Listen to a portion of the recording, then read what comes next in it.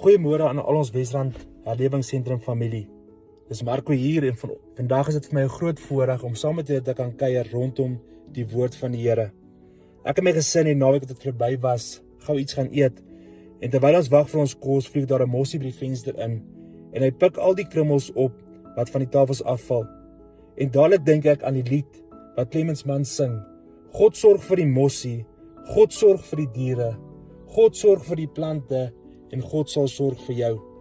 Matteus 6 vers 26 sê die woord van Here vir ons, kyk na die voëls van die hemel. Hulle saai nie en hulle maai nie en hulle bring nie bymekaar in skure nie. En tog voed die hemelse Vader hulle. Is julle nie baie meer werd as hulle nie? Matteus 10 vers 31, wees nie bevrees nie, julle is meer werd as baie mossies. Ek wil jou vandag bemoedig dat jy is baie kosbaar vir die Here. Moenie bevrees raak nie, want hy sal sorg vir jou. Gee al jou bekommernisse en laste vir hom en sit vandag jou vertroue en geloof in hom wat alles kan doen. Ek los die laaste skrif by julle en mag hierdie dag vir jou vol vreugde en opwinding wees.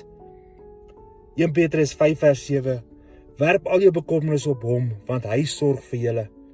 Mag hierdie vir jou geseënde dag wees, mag hierdie dag vir jou vol opwinding wees en mag die Here jou seën in alles wat jy doen. Herlewingsgroete.